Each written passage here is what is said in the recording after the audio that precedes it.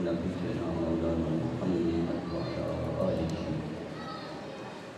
وصحبه وبارك وسلم نحمده ونصلي ونسلم على سيدنا ومولانا محمد رسوله النبي الكريم أما بعد فأعوذ بالله من الشيطان الرجيم بسم الله الرحمن الرحيم الله نور السماوات والأرض صدق الله العظيم وصدق رسوله النبي الكريم ونحن على ذلك من الشاهدين والشاكرين والحمد لله رب العالمين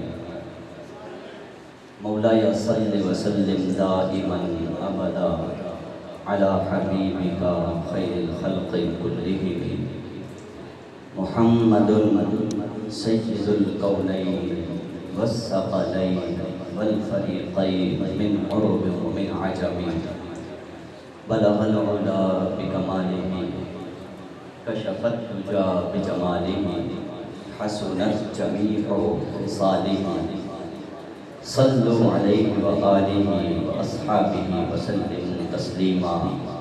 درود پاک مل کر پڑھنے تمام احباب۔ الصلاۃ والسلام علیک یا رسول اللہ وعلی آلک واصحابک یا حبیب اللہ۔ الصلاۃ والسلام علیک یا نبی اللہ وعلی آلک واصحابک یا رحمۃ للعالمین۔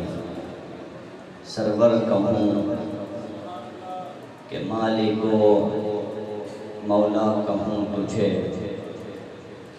باغ خلیل کا گل زیبا کہوں تجھے، تیرے تو وصف عیب تناہی سے ہیں بری، حیران ہوں میرے شاہ میں کیا کیا کہوں تجھے، لیکن رضا نے ختم سخن اس پہ کر دیا کہ خالق کا بندہ خلق کا آقا کہوں تجھے۔ سامعین محترم، گفتگو کے آغاز سے قبل میں مبارکباد دینا چاہتا ہوں میزبان محفل کو، جنہوں نے یہ محفل سجائی، اللہ پاک ان کو برکتیں عطا فرمائے۔ بالخصوص حضرت علامہ مولانا قبلہ محترم اسحاق سعیدی صاحب دامت برکاتہم العالیہ کو، جنہوں نے ہمیں مدعو کیا، اللہ ان کو برکتیں عطا فرمائے۔ خصوصاً ان کے جو طلباء کرام ہیں، ان کی جو ہم گفتگو سن رہے تھے، ان کی محنت، دعا کرتے ہیں اللہ تعالیٰ ان کے اس چمن کو اسی طرح پربہار بنائے، اس باغ کے اندر خوبصورت پھول کھلیں، اور ان کے دم سے اللہ تبارک و تعالی دین کے فیض کو عام فرمائے۔ اور تمام علماء کرام جو تشریف رکھتے ہیں، اللہ پاک آپ سب کو برکتیں عطا فرمائے۔ مسجد حاضہ کی جو انتظامیہ ہے، اس مسجد میں پروگرام منعقد ہو رہا ہے، اللہ ان کو برکتیں عطا فرمائے۔ آپ تمام احباب شریک ہوئے بیٹھے ہیں، اللہ تبارک و تعالی دارین کی سعادتیں عطا فرمائے۔ سامعین محترم، میری گفتگو کا جو موضوع ہے وہ ہے معرفت مقام کبریا، عظمت انسان کی ضامن۔ معرفت مقام کبریا، عظمت انسان کی ضامن ہے۔ اس کو اگر میں عام انداز میں بیان کروں تو مفہوم یہ بنتا ہے کہ انسان جوں جوں خدا کے مقام کو پہچانتا چلا جاتا ہے، توں وہ عظیم تر ہوتا چلا جاتا ہے۔ تو میری گفتگو کے یہ دو پہلو رہیں گے، ایک مقام کبریا کی پہچان بیان کرنا، یہ میری گفتگو کا ابتدائی پہلو ہوگا۔ اور دوسرا کہ انسان کی عظمت اس میں کیسے پوشیدہ ہے، میں اس پہلو پہ روشنی ڈالوں گا، اس مقصد اور نیت کے تحت کہ ہم جتنے آئے بیٹھے ہیں اپنی جھولی میں دین کی کوئی نہ کوئی بات، کوئی نہ کوئی موتی ڈال کے جائیں، جس کا جو آپ میں اہل عقل و شعور ہیں میں ان کو مخاطب کرنا چاہوں گا کہ جس کا ہماری ذاتی زندگی میں فائدہ ہو، ہمیں ذاتی زندگی میں۔ یاد رکھیے گا یہ جو محافل ہیں بہت بڑا ذریعہ ہے علم کا، عقل کا، فکر کا، شعور کا، لیکن معذرت کے ساتھ ان محافل کو بہت کم، یہ میں استثناء کر دوں، بہت کم ان کو چھوڑ دیں، اکثر نے اسے جہالت کا ذریعہ بنا دیا ہے، اکثر نے اسے بے علمی کا ذریعہ بنا دیا ہے، چیخنے چلانے کا ذریعہ بنا دیا ہے، فرقہ واریت کا گڑھ بنا دیا ہے۔ یہی وجہ ہے کہ جو تھوڑا سا سلجھا ہوا انسان ہے وہ کسی عالم کی مجلس میں آنا پسند نہیں کرتا، وجہ یہ ہے کہ اسے وہ نہیں ملتا جو وہ چاہتا ہے۔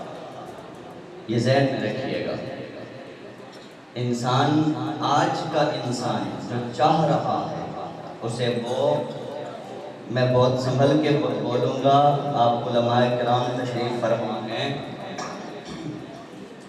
آج کا انسان جو چاہ رہا ہے یا اسے جس کی ضرورت ہے، علماء کرام کی محافل میں یا مساجد میں منبر و محراب سے اس کی ضرورت علمی طور پہ جو اس کی تشنگی ہے بہت کم پوری کی جا رہی ہے۔ تو بہرحال میں گفتگو کے آغاز سے قبل یہ بھی عرض کر دوں کہ میکسیمم 40 سے 45 منٹ جی میری گفتگو کا یہ دورانیہ رہے گا، 40 سے 45 منٹ میں اپنی گفتگو سمیٹ دوں گا۔ تو میں یہ چند ابتدائی تمہیدی باتوں کے بعد اب میں اپنے موضوع کی طرف آتا ہوں۔ میری گفتگو کا جو پہلا حصہ ہے وہ کیا ہے؟ معرفت مقام کبریا۔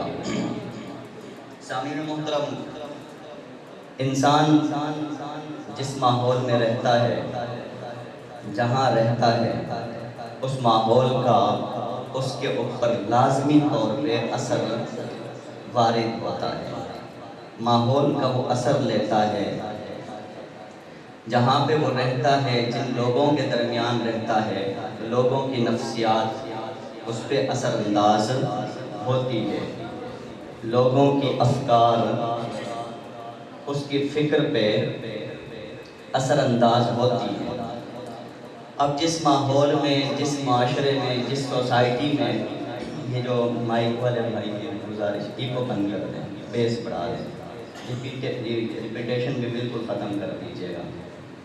درود پاک پڑھیں، اللہم صلی علی سیدنا و نبینا مولانا محمد وعلی آلہ وصحبہ وبارک وسلم۔ تو میں عرض کر رہا تھا، اگر یہ ابھی بھی آواز آپ کو چبھے تو مجھے بتائیے گا، ہم کم کروا دیں گے، ٹھیک ہے؟ چیخنا چلانا مقصد نہیں ہے، مقصد ہے کچھ نہ کچھ سمجھانا، آپ تک کوئی بات پہنچے۔ اور میں ایک بات، یہ میرے سامنے قرآن کھلا ہوا ہے، ایک بات کی آپ کو ضمانت دیتا ہوں، میں جو بھی بات کروں گا قرآن سے کروں گا، یہ ذہن میں رکھیے گا، قرآن سے باہر نہیں جاؤں گا انشاءاللہ، یا خدا کا کلام ہوگا یا مصطفیٰ کا فرمان ہوگا، بس اس سے باہر نہیں جاؤں گا۔ اور جب گفتگو آگے بڑھے گی تو یہ اللہ کے کلام پہ یقین ہے کہ کچھ نہ کچھ نیا ضرور ملے گا آپ کو، اور وہ قابل عمل ہوگا، ٹھیک ہے؟ تو اس لیے تھوڑی سی آپ توجہ ابتدائی طور پہ دے دیجئے گا۔ تو میں عرض کر رہا تھا کہ انسان جس ماحول میں رہتا ہے وہ ماحول لازمی طور پہ اس پہ اثر انداز ہوتا ہے. جس سوسائٹی میں رہتا ہے، جن لوگوں کے درمیان رہتا ہے، وہاں سے اس کی فکر بنتی ہے، سوچ بنتی ہے. جیسا معاشرہ ہوگا ویسے اس کی سوچ ہوگی، جیسا ماحول ہوگا ویسے اس کی طبیعت ہوگی. ماحول اعلیٰ، سوچ بھی اعلیٰ. ٹھیک ہے؟ ماحول عمدہ، لوگ عمدہ، سوچنے والے اگر بہترین لوگ ہوئے تو اگر وہ ان لوگوں میں پہنچ گیا تو وہ بھی عمدہ سوچنا شروع کر دے گا، وہ بھی اعلیٰ سوچے گا، وہ بھی برتر سوچے گا. اور اگر جس ماحول میں وہ رہتا ہے رہنے والے پست سوچ کے مالک ہیں، رہنے والے گھٹیا سوچ کے مالک ہیں، نیچ سوچ کے مالک ہیں، آہستہ آہستہ اس کی سوچ بھی پست ہوتی چلی جائے گی. اب یہ یاد رکھیں، اگر انسان، اب یہ جملہ میں اور بول رہا ہوں، اگر انسان اپنے آپ کو عظیم بنانا چاہتا ہے، اگر انسان اپنے آپ کو بلند بنانا چاہتا ہے، اگر انسان اپنے آپ کو برتر بنانا چاہتا ہے تو اس پر لازم ہے کہ وہ کسی برتر سوچ کے ساتھ اپنے آپ کو جوڑے، وہ کسی اعلیٰ سوچ کے ساتھ اپنے آپ کو جوڑے، وہ کسی عظیم سوچ کے ساتھ، کسی بڑی فکر کے ساتھ اپنے آپ کو جوڑے. اگر وہ کسی اعلیٰ ماحول، اعلیٰ بات، اعلیٰ سوچ کے ساتھ جڑ گیا تو جب کسی بڑے کی بات سنے گا تو اس میں بھی بڑا پن آتا چلا جائے گا. ٹھیک ہے؟ اب ایک اور بات عرض کرنا چاہوں گا. اگر ہم انسان آپس میں اپنی سوچوں کو صرف دیکھیں، صرف اپنی سوچوں کو، یعنی انسان انسانی سوچ سے سوچے تو انسان تو نیچے رہتا ہے، انسان نیچے رہتا ہے، وہ زمین پہ ہے. میں یہ نہیں کہہ رہا کہ وہ زمین کی مخلوق ہے، وہ آیا کہیں اور سے ہے لیکن ابھی تو نیچے آیا ہوا ہے نا، زمین پہ ہے. تو یہاں پہ انسان کے جو اندر کی فطرت ہے اس کے اندر دو مادے ہیں، اگر روح ہے تو نفس بھی ہے، اگر روح ہے تو نفس بھی ہے. اور انسان نفس سے زیادہ متاثر ہوتا ہے، خیر و شر کے مقابلے میں شر اس کے اوپر جلد حملہ آور ہوتا ہے، وہ اس سے زیادہ متاثر ہو جاتا ہے. تو اگر انسان انسانی سوچ کے ساتھ چلے تو جو نفسانی باتیں ہیں، جو سفلی باتیں ہیں، جو نیچ باتیں ہیں، اس کے اندر وہ زیادہ اثر پذیر ہوتی چلی جائیں گی. یہی وجہ ہے کہ معاشرے میں آپ دیکھیں، ہمارے معاشرے میں اعلیٰ صفات، اعلیٰ اخلاق بہت کم لوگوں میں ہیں، بہت کم لوگوں میں.